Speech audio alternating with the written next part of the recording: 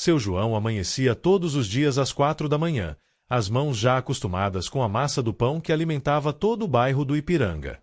Durante 30 anos, ele foi apenas o padeiro da esquina, o homem de sorriso gentil que sempre guardava um pão doce para as crianças e fazia fiado para quem precisava. Mas e se eu te dissesse que por trás daquele avental branco existia uma história que mudaria tudo o que você pensa sobre identidades falsas? E se a pessoa mais comum da sua rua fosse, na verdade, alguém completamente diferente do que aparenta? A resposta para essas perguntas estava prestes a abalar uma comunidade inteira, revelando que às vezes os maiores segredos se escondem nos lugares mais improváveis, bem debaixo dos nossos narizes, no cheiro do pão quentinho de cada manhã. Era uma quinta-feira de outubro quando Dona Marina, a faxineira da padaria, encontrou algo que não deveria ter visto. Enquanto limpava o pequeno escritório nos fundos da padaria, uma gaveta emperrada se abriu, revelando documentos amarelados pelo tempo. Entre recibos e notas fiscais antigas, havia uma carteira de identidade com a foto de seu João, mas com um nome completamente diferente, Roberto Mendes da Silva. Deve ser algum parente, ela pensou inicialmente, mas algo a incomodava. A data de nascimento, as marcas no rosto, até mesmo uma pequena cicatriz no queixo, tudo era idêntico ao seu João que ela conhecia há décadas. Mas o mais perturbador eram os carimbos. Entrada no Brasil em 1968, visto de refugiado político, e uma anotação à mão que dizia Operação Condor, arquivo confidencial. Marina guardou os documentos de volta, as mãos tremendo. Seu João, o homem que ensinara seu filho a fazer pão, que consolara tantas famílias em momentos difíceis, que era praticamente um pai para muitos no bairro, quem era ele realmente? E por que estava vivendo com outra identidade há mais de 50 anos? Marina passou dias sem conseguir dormir direito. Observava seu João com outros olhos, procurando sinais, qualquer coisa que explicasse aqueles documentos. Foi então que começou a notar detalhes que antes passavam despercebidos, o sotaque quase imperceptível em certas palavras, a forma como ele evitava falar sobre o passado, e principalmente o medo em seus olhos sempre que sirenes de polícia passavam pela rua. Decidida a descobrir a verdade, Marina voltou ao escritório em um domingo, quando a padaria fechava mais cedo. Desta vez, encontrou mais do que esperava.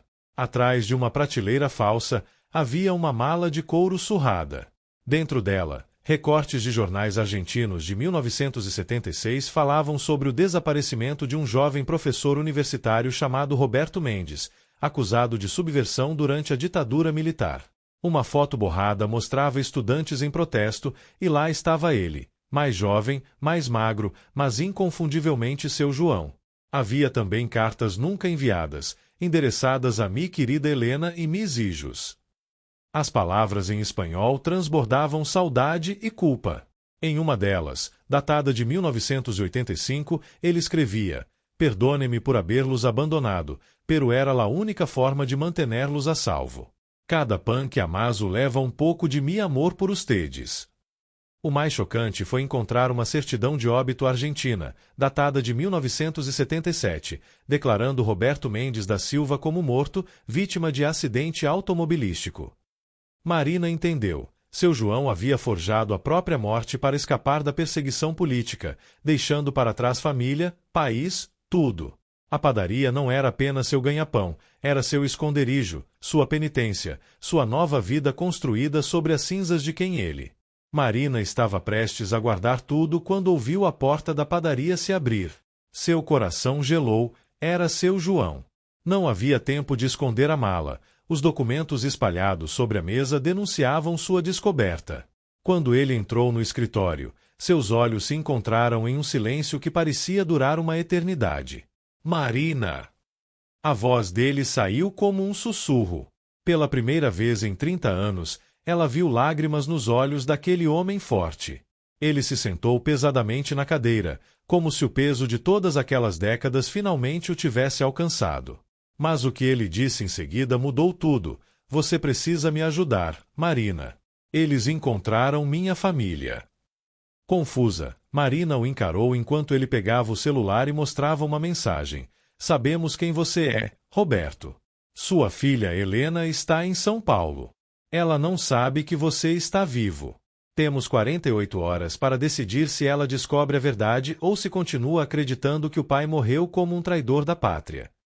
A mensagem vinha de um número desconhecido, mas havia uma foto anexada que fez seu João desabar. Uma mulher de cerca de 50 anos, cabelos grisalhos, os mesmos olhos castanhos que ele via no espelho todos os dias. Helena, a bebê que ele deixará com apenas 2 anos, estava a poucos quilômetros de distância, vivendo sua vida sem saber que o pai estava vivo. Passei a vida inteira me escondendo para protegê-los, ele disse entre soluços. Os militares queriam usar minha família como isca. Fingi minha morte, fugi para o Brasil, mudei tudo. Mas agora, depois de tanto tempo, alguém descobriu. E pior, descobriu que Helena mora aqui, que ela é professora universitária, como eu era. Ela dá aulas sobre direitos humanos, Marina. Minha filha luta contra tudo aquilo que me fez fugir. Marina percebeu a cruel ironia do destino. A filha seguirá os passos do pai sem nem saber que ele existia. E agora, alguém queria usar essa verdade como arma. Mas quem? E por quê, depois de tantos anos? Foi então que seu João revelou o mais chocante. O problema, Marina, é que eu não fugi apenas por ser professor. Eu era um dos poucos que sabia onde estavam os arquivos secretos da Operação Condor. Arquivos que provam crimes de guerra, nomes de torturadores, colaboradores em vários países. Achei que esse segredo morreria comigo, mas parece que alguém descobriu que Roberto Mendes ainda respira. As 48 horas seguintes foram as mais longas da vida de seu João. Ele e Marina transformaram a padaria em um centro de decisões impossíveis. Entre um pão e outro, entre um cliente e outro, eles debatiam o que fazer. Marina havia se tornado sua confidente, a única pessoa em décadas a conhecer sua verdade. Eu prometi para a mãe dela, antes de fugir, que um dia voltaria. Seu João confessou enquanto sovava uma massa com mais força que o necessário. Mas Esperança morreu acreditando que eu era um covarde, um traidor. Helena cresceu ouvindo isso. Como posso aparecer agora e dizer oi, filha, eu sou seu pai que você pensa estar morto? Marina observava a agonia dele. Em todos aqueles anos servindo café e pão juntos, ela nunca imaginou que por trás daquele homem simples havia uma história tão complexa. Mas João... Roberto, como devo te chamar? João morreu quando Roberto nasceu. Roberto morreu quando João nasceu de novo. Eu não sei mais quem eu sou, Marina. Eles decidiram investigar quem estava por trás das mensagens. Marina, usando suas habilidades com internet que aprenderá com o neto, descobriu que Helena daria uma palestra na USP sobre memória, verdade e justiça, os desaparecidos da ditadura. A ironia era cortante. Seu João decidiu ir até a universidade, só para vê-la de longe. Marina insistiu em acompanhá-lo. Sentados no fundo do auditório, ele viu sua filha pela primeira vez em 48 anos. Helena era eloquente, apaixonada, forte. Quando ela mostrou fotos de desaparecidos políticos e a foto dele apareceu no telão, seu João apertou a mão de Marina com tanta força que ela pensou que fosse quebrar. Meu pai, Roberto Mendes da Silva, morreu porque acreditava em um país melhor, Helena dizia. Ele não viveu para ver a democracia retornar, mas seu sacrifício não foi em vão. Pessoas como ele são a razão pela qual continuamos lutando. Foi demais para seu João. Ele saiu correndo do auditório, Marina logo atrás. No corredor, ele se apoiou na parede, o coração disparado. Ela me transformou em herói, Marina. Mas eu sou só um covarde que fugiu. Você sobreviveu, Marina o corrigiu firmemente. Você fez o que precisava fazer para proteger sua família. Isso não é covardia. Naquela noite, seu João tomou uma decisão. Ele escreveria uma carta contando toda a verdade, mas deixaria a escolha nas mãos de Helena. Passou a madrugada escrevendo, reescrevendo, chorando sobre o papel. Marina ficou ao seu lado, fazendo café, sendo o apoio que ele precisava. Mas quando o sol nasceu, trazendo o prazo final das 48 horas, uma nova mensagem chegou, tempo esgotado. Helena receberá a verdade em 1 hora. Prepare-se para as consequências. Seu João correu para a padaria como nunca havia corrido em 50 anos. Marina já estava lá, o celular na mão, o rosto pálido. João, olha isso! Na tela, um e-mail enviado para Helena com o título: Seu pai está vivo. Padaria São José, Rua Silva Bueno 1247. Não havia tempo. Em menos de 20 minutos, Helena estaria ali. Seu João olhou ao redor da padaria, seu refúgio por 3 décadas, e soube que tudo estava prestes a mudar. Marina, vai embora. Isso é entre mim e minha filha. Nem pensar, ela respondeu firmemente. Você não vai enfrentar isso sozinho. O sino da porta tocou às 8h47. Helena entrou devagar, os olhos vermelhos, o celular tremendo em suas mãos. Ela olhou para seu João atrás do balcão e o reconhecimento foi instantâneo e devastador. As mesmas mãos que ela vira em fotos antigas, o mesmo nariz, a mesma forma de inclinar a cabeça. Papá! A palavra saiu em espanhol, como um reflexo de memórias enterradas. Seu João não conseguiu responder. As lágrimas caíam sobre a farinha do balcão. Helena se aproximou lentamente, como se qualquer movimento brusco pudesse fazer aquela aparição desaparecer. Por quê? Foi tudo que ela conseguiu perguntar antes de desabar em soluços. Foi então que a porta se abriu novamente. Um homem de terno entrou, cerca de 60 anos, com um sorriso cruel. Ah, que cena tocante! O reencontro que eu proporcionei. Marina reconheceu o sotaque, argentino, mas com algo mais. Seu João, no entanto, ficou lívido. Santiago. Roberto. Quanto tempo? Ou devo dizer, João? O homem riu. 50 anos procurando você. Sabe, meu pai morreu na prisão por sua causa. Porque você entregou os nomes para salvar sua pele. Isso é mentira. Seu João explodiu. Eu nunca entreguei ninguém. Seu pai era um torturador, Santiago. Helena olhava de um para o outro, tentando processar tudo. Santiago continuou. Meu pai guardava documentos que provavam que você colaborou, Roberto. Mas você fugiu antes que pudéssemos expor a verdade. Passei a vida procurando você para limpar o nome dele. Você está louco, seu João disse. Os arquivos da Operação Condor que eu protegia provam exatamente o contrário. Seu pai, Coronel Mendoza, torturou e matou dezenas de estudantes. Eu tenho as provas. Santiago sacou uma arma. Marina gritou. Helena se colocou instintivamente na frente do pai que acabará de reencontrar. Então é melhor me dar esses arquivos agora, Roberto. Ou sua filha descobrirá que tipo de homem você realmente é. Foi quando seu João fez algo inesperado. Ele foi até o velho forno de pedra e, com uma barra de ferro, quebrou uma parte da parede. De dentro de um compartimento secreto, tirou uma caixa de metal. 50 anos, Santiago. 50 anos carregando isso, esperando o momento certo. Ele abriu a caixa. Fotos, documentos, fitas cassete. Aqui está seu pai ordenando execuções. Aqui está a lista de colaboradores. Aqui está a verdade que vocês tentaram enterrar. Santiago avançou, mas Helena foi mais rápida.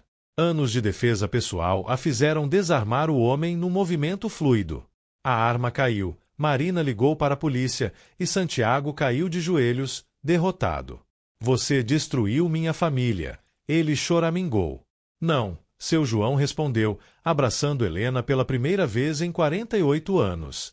A verdade destruiu sua família, assim como quase destruiu a minha. Os meses seguintes foram um turbilhão. Santiago foi preso e, com ele, uma rede de pessoas que ainda tentavam encobrir crimes da ditadura foi exposta. Os arquivos que seu João guardara por 5 décadas se tornaram peças fundamentais em processos de justiça histórica. Mas nada disso importava tanto quanto o que aconteceu entre pai e filha. Helena precisou de tempo. Foram semanas de conversas difíceis na padaria, sempre com Marina preparando café forte e pães de queijo, comida de conforto, ela dizia. Aos poucos, Helena conheceu Roberto através de João. Descobriu que o pai vendera pães para pagar tratamentos médicos de desconhecidos, que alfabetizara funcionários, que transformará a padaria em um ponto de apoio para imigrantes latinos. Você continuou sendo professor, Helena disse um dia, emocionada. Só mudou a sala de aula. A notícia se espalhou pelo bairro como fermento na massa. O padeiro João era um herói escondido, um sobrevivente. Mas ele recusava os holofotes. Heróis são os que não conseguiram fugir, dizia. Marina se tornou parte oficial da família. Helena brincava que ganhou um pai e uma madrinha de uma vez. A padaria, antes refúgio, virou ponto de encontro. Estudantes de Helena vinham ouvir histórias, sobreviventes da ditadura encontravam acolhimento, e o cheiro de pão fresco se misturava com lágrimas de reencontros impossíveis. Seu João, que decidiu manter o nome brasileiro, descobriu que tinha 2 netos. O dia em que eles o chamaram de Abuelo pela primeira vez, ele chorou tanto que teve que fechar a padaria mais cedo. Marina encontrou-o nos fundos, segurando uma foto antiga de Esperança. Ela me perdoaria? Ele perguntou. Ela ficaria orgulhosa. Marina respondeu.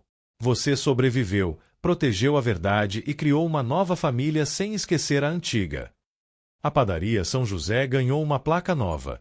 Padaria São José, desde 1978. Onde toda história tem direito a um recomeço. Embaixo, menor, uma frase em espanhol. La memória é o ingrediente secreto.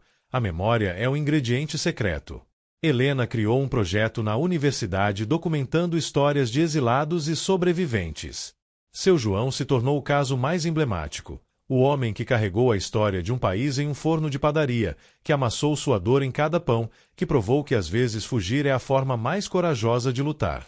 Ele continuou acordando às 4 da manhã, as mãos na massa.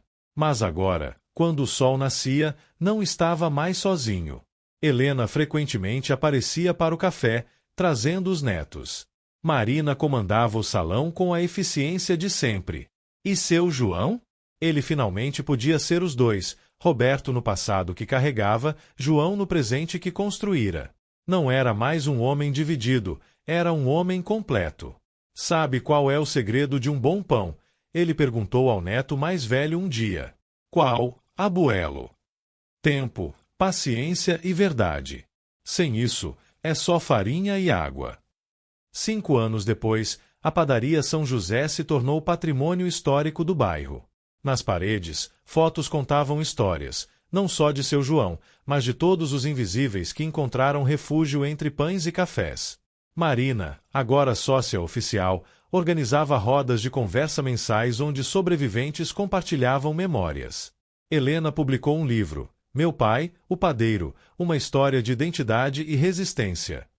No lançamento, seu João fez seu primeiro pão em público, narrando cada etapa como metáfora de sua vida. Primeiro você quebra para depois reconstruir, disse enquanto sovava a massa. É preciso tempo no forno para endurecer por fora e permanecer macio por dentro. Os netos, agora adolescentes, aprenderam a fazer pão. O mais velho planejava estudar história, a mais nova, direitos humanos. O abuelo nos ensinou que cada pessoa tem uma história que merece ser contada, diziam. Santiago morreu na prisão, levando consigo o ódio que o consumira. Mas seus filhos procuraram seu João para pedir perdão. O ciclo precisa acabar, disseram. Ele os recebeu com café e pão, porque era isso que João fazia, transformava a dor em alimento.